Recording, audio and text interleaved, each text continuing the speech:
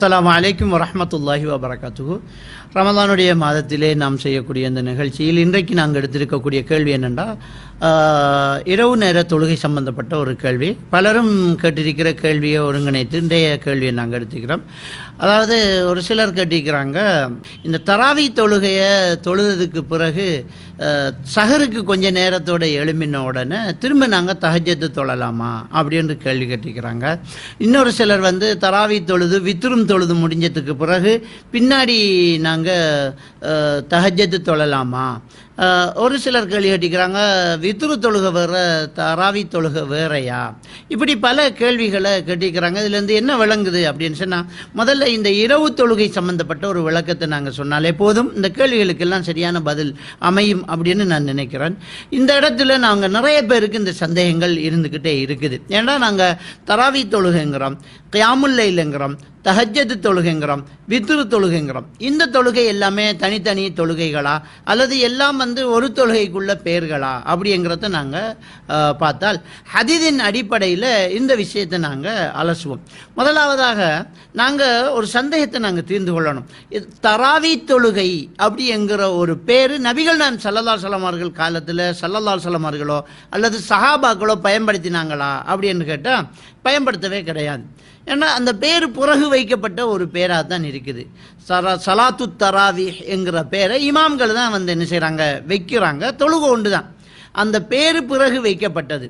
அரபியில் தர்வீஹத்துன் என்று சொன்னால் ஓய்வெடுத்தல் அப்படின்ற அர்த்தம். அதனுடைய பன்மை சொல் தான் தராவிஹ். தர்வீஹத்துன் என்கிற சொல்லுக்கு பன்மை சொல் தான் தராவே. ஓய்வெடுத்து தொழும் தொழுகை அப்படி என்கிற பேரை பிற்பட்ட காலத்தில் வச்சுக்கிட்டாங்க, சலாத்து தராவி என்று. அதனால தான் இமாம் புகாரி ரஹ்மத்துல்லாஹி அலைஹி அவங்க சலாத்து தராவி என்ற தலைப்பை இட்டு ஒரு ஹதீஸை எழுதுவாங்க. அந்த ஹதீஸைத்தான் இரவு தொழுகை கியாமுல் லைல் என்கிற தலைப்புகளையும் எழுதுவாங்க. வித்ரு தொழுகை என்கிற தலைப்புகளையும் அந்த ஹதீஸை தான் எழுதுவாங்க. ஒரு ஹதீஸ் தான், அதாவது எல்லா தலைப்புகளையும் வருது. அப்படி என்றால் என்ன இது அப்படிங்கிறத நாங்கள் பார்க்கணும். அப்போ சலாத்து தராவிங்கிறது, தஹஜ்ஜத்ங்கிறது, கியாமுல் லைல்ங்கிறது, வித்ரு தொழுகைங்கிறது ஒட்டு மொத்தமாக இரவு தொழுகை தான். அதை ஆயிஷா ரலியல்லாஹு தஆலா அவங்க சொல்கிறாங்க. புகாரி கிரந்தத்தில் பதிவாக இருக்கக்கூடிய ஒரு ஹதீஸ். ஆயிஷா ரலியல்லாஹு தஆலா அவர்கள்ட்ட ஒருத்தர் கேள்வி கேட்குறாங்க, அதாவது நபிகள் நாயகம் ஸல்லல்லாஹு அலைஹி வஸல்லம் அவர்களுடைய ரமலான் காலத்து இரவு வணக்கம் எப்படி இருந்துச்சு எனக்கு சொல்லித்தாங்கிறாங்க. அப்போ அந்த கேள்வி கேட்குறவர்கிட்ட இருக்கக்கூடிய அந்த சந்தேகத்தை கேள்வி கேட்கப்பட்டவர் ஆயிஷா ரலியல்லாஹு தஆலா அவங்க புரிஞ்சுக்கிறாங்க. இது ஃபிக்ஹுடைய அறிஞர்கள்ட்ட இருக்கக்கூடிய ஒரு நுட்பமான ஒரு விளக்கம். நபிகள் நான் ஸல்லல்லாஹு அலைஹி வஸல்லம் அவர்கள்ட்டையோ அதுக்கு பின்னால் உள்ள சஹாபாக்கள்கிட்டையோ இமாம்கள்ட்டையோ ஒருத்தர் ஒரு கேள்வி கேட்குறாங்க அப்படின்னு சொன்னால் அவங்க அந்த கேள்வியில் இருக்கக்கூடிய மயக்கத்தை புரிஞ்சு அதுக்கேற்ற மாதிரி விளக்கம் கேட்பாங்க. இதுக்கு உதாரணமாக ஒரு ஹதீஸ் ஞாபகம் வருது. நபிகள் நான் ஸல்லல்லாஹு அலைஹி வஸல்லம் அவர்கள்ட்ட ஒரு கடலுக்கு மீனவராக போகக்கூடிய ஒரு நபித்தோழர் கேள்வி கேட்குறாங்க, நாங்கள் குடிக்கிறதுக்கு தண்ணி எடுத்துகிட்டு போகிறோம் இல்லையா, கடலுக்குள்ளே வச்சு அந்த தண்ணீரை குடிச்சுக்கிட்டதுக்கு எடுத்துக்கிட்டோம்னா வுது செய்கிறதுக்கு எங்களுக்கு தண்ணி இல்லாமல் போகுது, வுது செய்கிறதுக்கு எடுத்துக்கிட்டோம்னா குடிக்கிறதுக்கு அங்கே தண்ணி இல்லாமல் போகுது, கடல் தண்ணியில் வுது செய்யலாமா அப்படின்னு கேட்குறான்.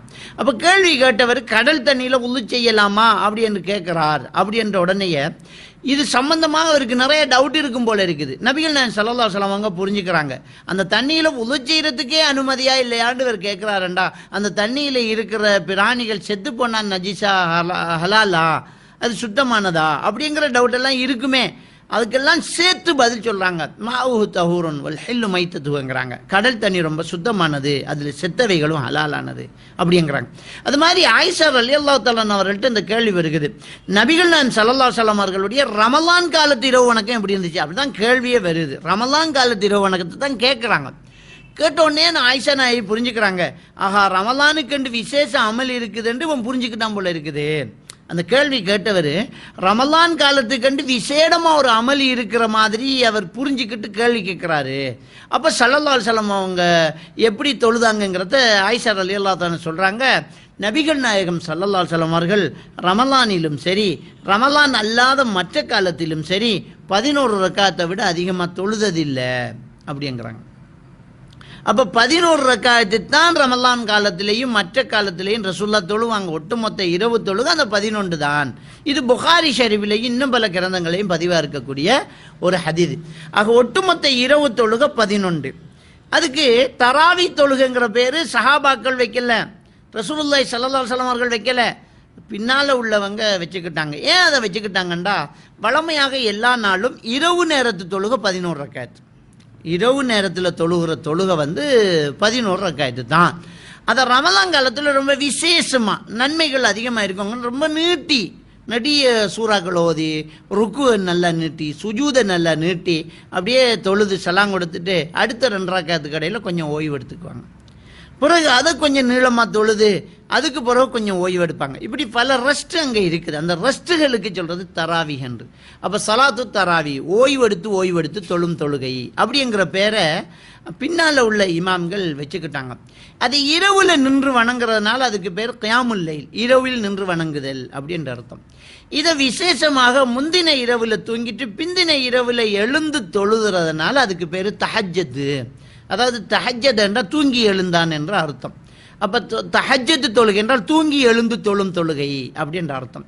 இது ஒற்றையில் முடியுது 11, அதுக்கு முடியலாட்டி 9, இல்லாட்டி 7, 5, 3. ரசூலுல்லாஹி ஸல்லல்லாஹு அலைஹி வஸல்லம் சொல்கிறாங்க, நீங்கள் ரொம்ப பிந்தி எழும்பிட்டீங்க, இன்னும் சுபஹுக்கு வாங்க சொல்லிடும் போல் நீங்கள் பயப்படுறீங்க, ஒன்றையாவது தொழுகை கொள்ளுங்கிறாங்க. அப்போ ஒற்றையில் தான் இந்த இரவு தொழுகை முடியணும்.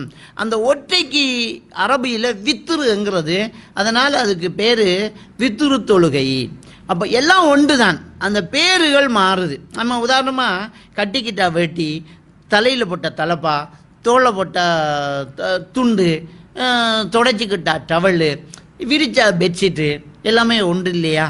அதை இரவில் நின்று வணங்குறதுனால கியாமுல் லைல், தூங்கி பின்னால் எழுந்து தொழுதலால் தஹஜ்ஜத்து, ரொம்ப ஓய்வுகள் எடுத்து நீளமாக தொழுகிறதுனால அதுக்கு தராவி, ஒற்றையில் முடிகிறதுனால அது வித்துரு. மொத்தத்தில் இது ஒரு தொழுகை தான். இந்த குழப்பமே நமக்கு வேணாம். இதைத்தான் நபிகள் நான் ஸல்லல்லாஹு அலைஹி வஸல்லம் அவங்க செய்தாங்கிறத நாங்கள் என்ன செய்யணும், புரிஞ்சு கொள்ளணும்.